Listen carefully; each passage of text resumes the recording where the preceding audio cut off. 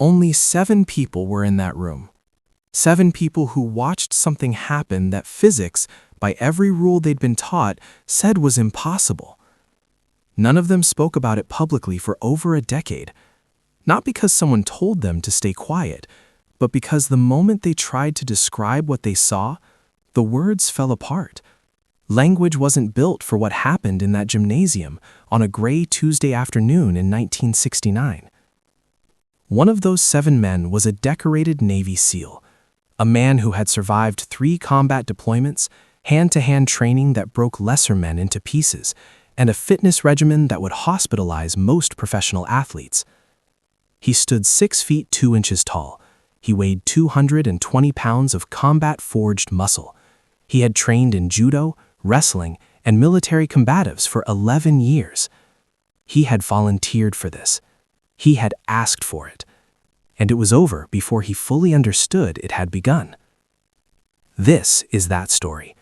And it starts the way all great stories do, not with the ending, but with the arrogance that made the ending inevitable. The name Bruce Lee meant different things to different people in 1969.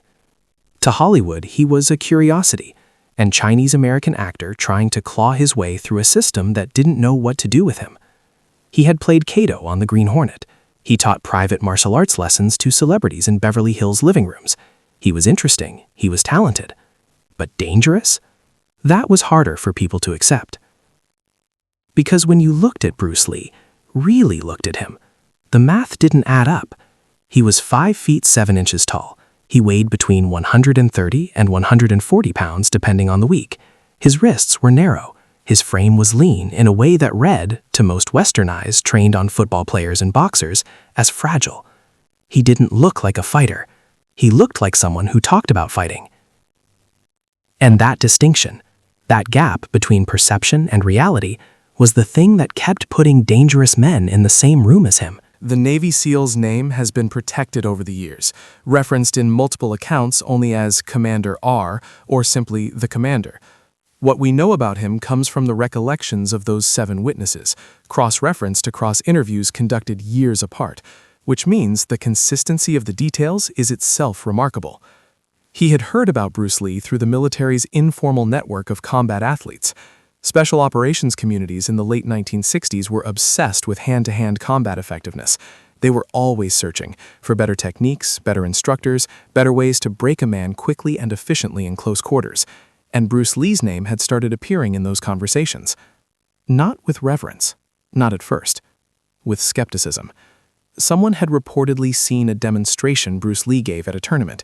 Someone else had heard about his 1-inch punch, the technique where Bruce could generate devastating force from a fist held just 1 inch from a target. The commander had laughed when he heard about it. 1 inch? That was a parlor trick. That was a showman's gimmick for impressing civilians who didn't know any better. The commander knew better. Or he thought he did. The meeting was arranged through James Lee, no relation to Bruce, a close friend and training partner who operated out of Oakland. James had connections across the martial arts world, and when the commander expressed interest in actually meeting Bruce Lee, James made the call. Bruce agreed almost immediately. That was always the thing people missed about him. He wasn't elusive, he wasn't hiding, he actively wanted these encounters, not because he wanted to prove himself to strangers, but because he was genuinely curious about human performance. Every person who walked through the door was to Bruce Lee information, a new puzzle, a new set of physical variables to analyze and respond to. The meeting was set for a Tuesday, a small gymnasium in Culver City, the kind of place with exposed pipes along the ceiling and rubber matting that smelled like a decade of sweat had soaked permanently into the surface. No cameras, no audience. Beyond those 7 witnesses, James Lee, 2 of Bruce's private students, a friend of the commander's, and 2 other men whose exact identities remain unclear in the historical record. No press, no fanfare. Just 2 men who saw the world entirely differently, standing 30 feet apart across a rubber floor. The commander arrived first. He was the kind of man who always arrived first. It was a power move, unconscious by then, automatic, built into his bones after years of military conditioning. You arrive first, you own the space. You let the other man walk into your territory. He stretched methodically. He rolled his neck. He moved with that particular economy of motion that elite military combatants develop. Nothing wasted, nothing performed, everything functional. One of Bruce's students later recalled watching the commander warm up and feeling genuinely concerned, not for Bruce, for the commander, because there was something they all knew. Everyone in Bruce's circle knew that outsiders never understood until it was too late. Bruce Lee did not operate on the same physical spectrum as other human beings. It wasn't mysticism. It wasn't exaggeration. It was measurable, demonstrable, documented by people who had spent real time with him. His reaction time was tested by researchers at the time and came back at figures that made them repeat the test, suspecting equipment error. His striking speed from a dead-still position to point of impact was clocked in fractions of a second that most human nervous systems couldn't even register as having begun. He didn't just train hard, he had rebuilt the machinery of his body at a fundamental level. Every morning, 2 hours of physical development targeting specific muscular chains most trainers in 1969 didn't even know existed. Forearms, fingers, wrists, core stability, not as a general concept but as a precisely engineered system. He studied physics, he read biomechanics research, he corresponded with academics who studied human movement. He took what he learned in those letters and turned it into physical reality in his garage at midnight. The man who was about to walk through that gymnasium door was not a martial arts instructor. He was a human weapon who had spent 15 years in constant refinement. Bruce arrived 12 minutes later. No entourage, just him and James. He was wearing simple dark pants and a loose-fitting top. No uniform, no ceremony.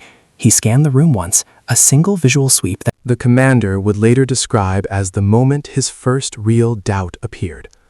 Not a paranoid scan, not a nervous scan, an analytical one. The way a chess player looks at a board before the opening move, assessing geometry, measuring space. The commander stood up straighter. Bruce smiled and crossed the room to shake his hand. That smile. Multiple witnesses across multiple incidents have mentioned that smile. It wasn't cocky, it wasn't dismissive, it was genuinely warm. The smile of someone who was happy to meet you, who found you interesting, who was fully present in a way that most people, in most moments, simply aren't. The commander gripped his hand firmly. Bruce's grip came back equally firm. They spoke for a few minutes, brief, polite, exploratory conversation. The commander had questions about training methodology. Bruce answered them directly, without performance, the way someone talks about a subject they've lived inside for years. He mentioned concepts the commander had never encountered. He referenced the physics of force transfer in a way that sounded less like a martial artist and more like an engineer. The commander listened, and slowly, almost without noticing, he began recalibrating. Not enough, not yet, but the first hairline fracture in his certainty had appeared. The demonstration began informally. Bruce showed the 1-inch punch first, not on the commander, on one of his students, who stood behind a thick pad held against a wooden board. The commander watched. He had expected a theatrical pop. He had expected the kind of thing that looks impressive but relies on a cooperative, expectant target. What he saw instead was a man's feet leave the ground. The student, 160 pounds, launched backward nearly 3 feet despite the board and the pad absorbing the initial force. He hit the mat, rolled, came up grinning. He'd been on the receiving end of it enough times that he knew how to fall, but you could see the impact in his body language even as he stood, the residue of something significant. The commander's friend leaned over and said something quiet. The commander didn't respond. He was doing math in his head. "Can you do that to me?" the commander asked. It wasn't a challenge. Not yet. It was honest curiosity, slightly louder than he'd intended.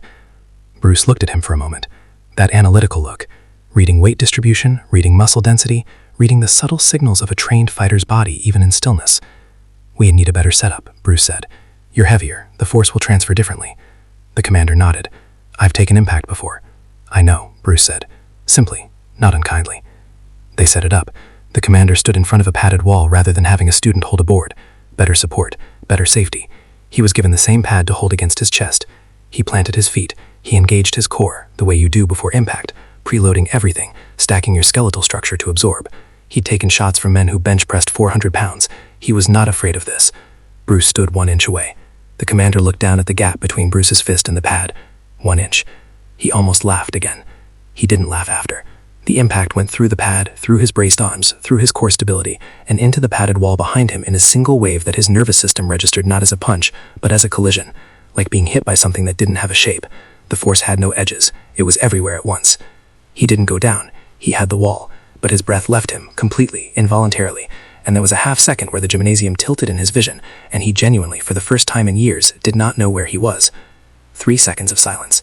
He pushed off the wall, straightened, looked at Bruce Lee. Bruce was watching him with that same analytical calm. No smile now, just focus, waiting to see how the commander would process what had just happened. The commander breathed out slowly. "Again," he said. They went again, same result, different sensation. This time the commander was prepared mentally, braced harder, widened his stance. And this time he felt the precise moment of contact with a clarity that somehow made it more alarming, not less, because he could feel exactly what Bruce's body had done in that single inch of movement, and it violated everything the commander understood about how force was supposed to be generated. You needed space to build force. That was physics. That was biomechanics. That was the foundational principle of every striking art he had ever studied. You needed room to load, to accelerate, to build momentum. Bruce Lee had apparently skipped that memo. "How?" the commander asked. The word came out smaller than he intended. Bruce started to explain. Something about the body operating as a unified system rather than a sequence of parts, about timing the contraction of every muscle chain to arrive at the point of contact simultaneously rather than in relay. The commander listened, and understood maybe 40% of it on a technical level, but he understood 100% of it on an experiential level, because his chest was still singing with the proof. "I want to spar," the commander said. The gymnasium went quiet. James Lee looked at Bruce. Bruce looked at the commander. "Light contact," the commander said. "I just want to see what it feels like to move against you. No ego. I'm here to learn." He meant it. That was real. Whatever had led him here initially, whatever competitive current had run underneath his request, it had shifted now into something genuinely curious. He was a professional. He knew what to do when he encountered something that exceeded his model of the world. You lean in. You studied it. Bruce considered for a moment. "All right," he said. They moved to the center of the mat. The commander settled into a fighting stance, wide, stable, weight slightly back, a wrestling-influenced posture, designed to defend the takedown, maintain balance, control range. It was an excellent stance. It was the product of 11 years of elite training. Bruce stood opposite him. And here is where every witness account aligns on a single detail, described in almost identical language across interviews spanning 30 years. Bruce Lee looked relaxed. Not the relaxed of someone who wasn't paying attention, the relaxed of water in a glass, still on the surface, no wasted tension anywhere. No telegraph in his shoulders, his hips, his hands. He was like a system with no idle state, not on, not off, simply ready in a way that had no visible signature. The commander had never seen anything like it. He didn't know how to read it. And that uncertainty, was the last disadvantage he needed. They hadn't agreed on a start signal. It began the way real moments begin, not with a bell, not with a referee's command, but with a mutual understanding that the space between them had become active. The commander moved first. He feinted left, a subtle shoulder drop designed to draw a reaction, to open a read on the opponent's defensive instincts, to gather information before committing. It was a sophisticated opening move, the kind of thing that works on trained fighters because trained fighters have trained responses. Bruce didn't react to the feint. He simply wasn't there. Not stepped back, not blocked, not countered. Simply in the most literal sense, no longer in the position he had occupied a fraction of a second before. The commander's brain tried to process that, and failed, because the movement hadn't registered as movement. It had registered as an edit, one frame to the next, position A to position B, with nothing legible in between. He reset. He breathed. He tried again. What happened in the next 8 seconds would take the rest of this section to describe with the accuracy it deserves.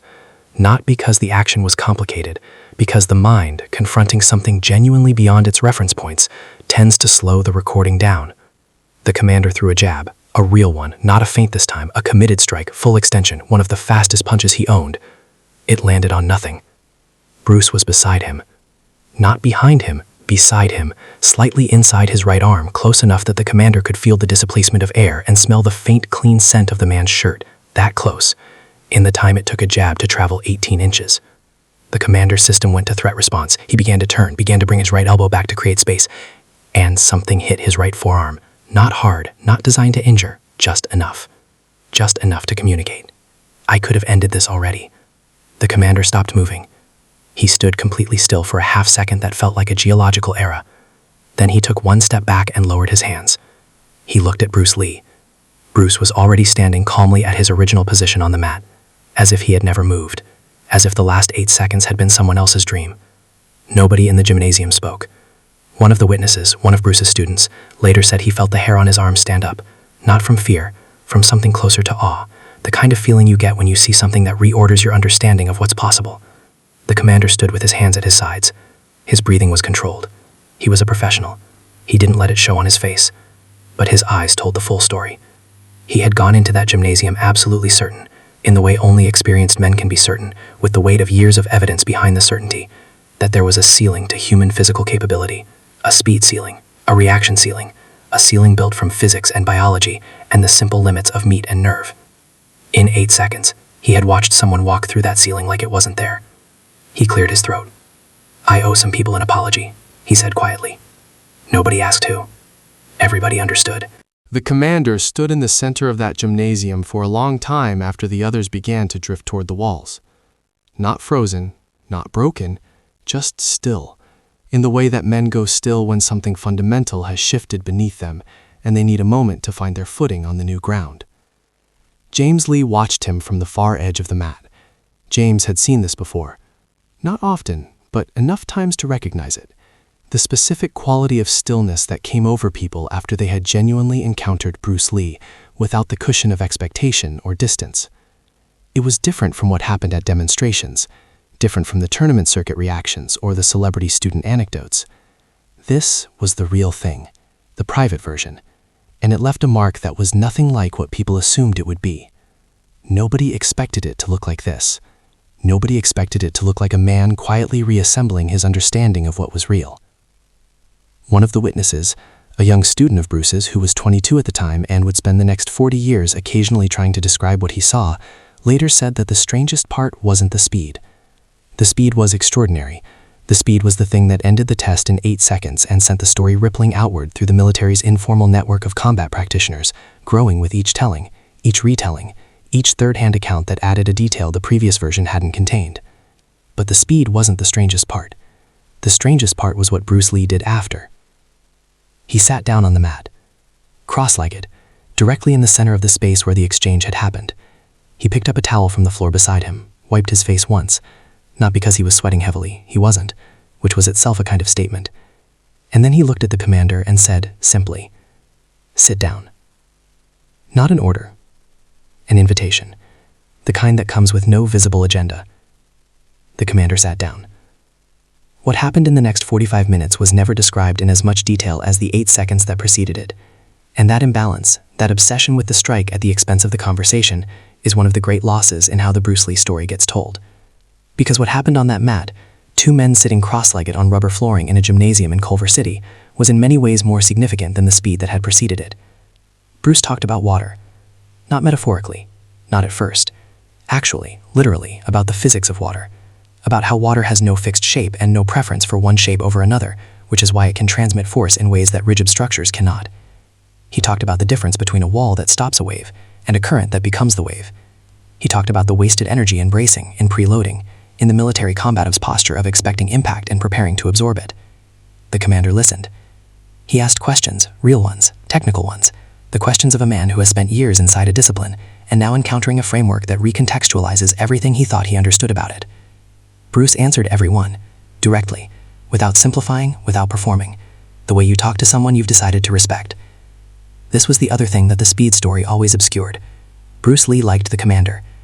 The man had come in with arrogance, yes, but the arrogance had been the professional kind, earned confidence mistaken for comprehensive understanding.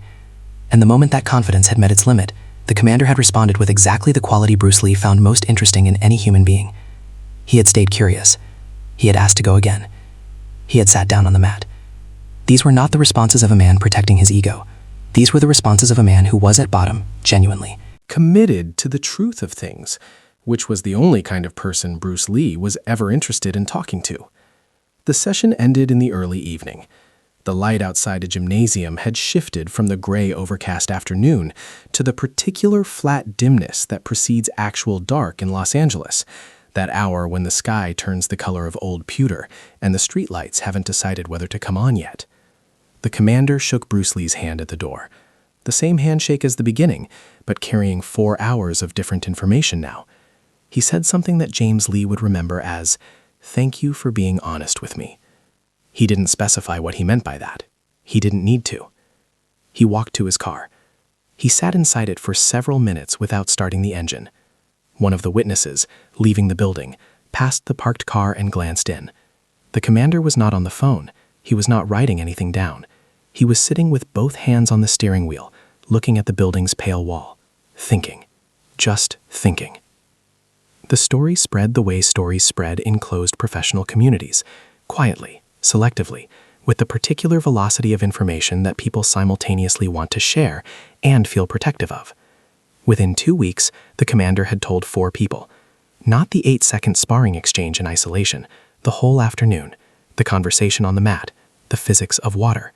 He was careful to include all of it because he understood, intuitively, that without all of it, the story became just another size and speed anecdote, and that wasn't what he had witnessed.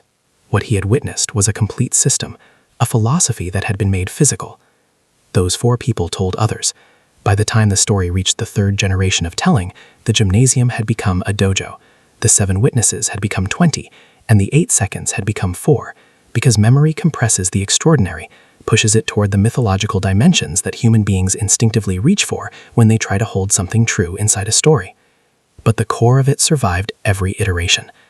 Every version, no matter how embellished at the edges, maintained the essential truth at its center. A man who was by any objective measure formidable, trained, experienced, powerful, unafraid, had encountered something in that gymnasium that his entire professional life had not prepared him to encounter, and he had been big enough to learn from it. Bruce Lee never spoke about this encounter publicly. This is important to understand, not because he was modest in the self-deprecating sense. He wasn't, particularly, but because he genuinely didn't experience these encounters as victories in the way that made them worth narrating. A win over someone else's body was never what he was after. He was after something that had no opponent. His journals from this period, published decades later and still only partially translated into English, reveal a man who was less interested in what he could do to another person than in the question of whether what he could do was yet the truest expression of what was possible. He trained every day, without exception, not because of discipline in the punitive sense, not because he was grinding against reluctance, but because the training was the inquiry. Every session was a question. Every physical limit he encountered was a problem to be solved through physics and philosophy, and the refusal to accept that the ceiling he'd found was the actual ceiling. This is what the speed story misses. The 8 seconds were the proof, but the proof was built from 15 years of daily, obsessive, joyful, rigorous questioning of everything that everyone else had decided was fixed. In the months following the Culver City Gymnasium session, the commander went back. Not once, 4 times over the next year. Each session different. The first had been the confrontation. Conscious or unconscious, there was a challenge in it, a measuring. The subsequent sessions were something else. They were the conversations of 2 men who had found, across a size gap and a cultural gap and a training tradition gap as wide as any professional gulf could be, a shared obsession with the same fundamental question. What is a human body actually capable of? The commander began integrating what he'd learned into his own training. Not copying Bruce Lee's movements, he was wise enough to understand that the movements were the product of the system, not the system itself, but incorporating the philosophical architecture, the principle of non-telegraphing, the concept of the unified kinetic chain, the understanding that power generated from full-body integration at the precise moment of contact was a different category of force than power generated from mass and momentum alone. He was never as fast as Bruce Lee. Nobody was. But he was measurably different after those sessions. His training partners noticed it. His superiors noticed it. It showed up in performance evaluations in language that nobody at the time quite had the vocabulary to explain. He was more efficient. Less effort, more effect. Which, if you understand what Bruce Lee was actually teaching, is the entire point. The footage from that afternoon in Culver City does not exist. No one brought a camera. This was a private session. Not secret, not hidden from the world out of shame or legality, but genuinely private in the way that the most significant things tend to be. The people who needed to be there were there. The people who needed to see it saw it. A camera would have been a different kind of intrusion, a conversion of experience into record, of the living moment into documentation, and somehow everyone present seemed to understand, without discussing it, that documentation was not what this afternoon required. What it required was presence. And all 7 people who were there gave it. There is a particular question that people ask about Bruce Lee, usually framed as a challenge, usually carrying the implicit assumption that the asker has found a logical trap, which goes, how do we know any of these stories are real? It's a fair question. The honest answer is, we don't. Not in the evidentiary sense. Not with the kind of documentary confirmation that satisfies a court or a peer-reviewed journal. But there is a different kind of knowing, which is the knowing that comes from the convergence of independent accounts over time, the knowing that comes from what the physical record of his body and his training journals and his own philosophical writing makes plausible, the knowing that comes from understanding that the most extraordinary things in human history are often exactly the things for which the least conventional documentation exists. The people who witnessed history rarely thought to film it. The people who changed what was possible rarely announced in advance that they were about to do so. And the people who encountered Bruce Lee in private sessions, in gymnasiums and living rooms and parking lots and dojos across a decade of his life in America, have described what they saw in terms so consistent, across such varied backgrounds and such long spans of time, that the question of whether it was real begins to feel less interesting than the question of what it means.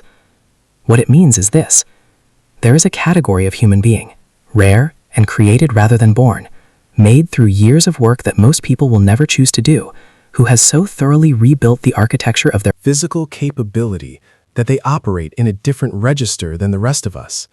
Not a superhuman register, not a fictional one, a real one, achievable, demonstrable, grounded in physics and biology and the specific application of extraordinary will to the problem of human performance.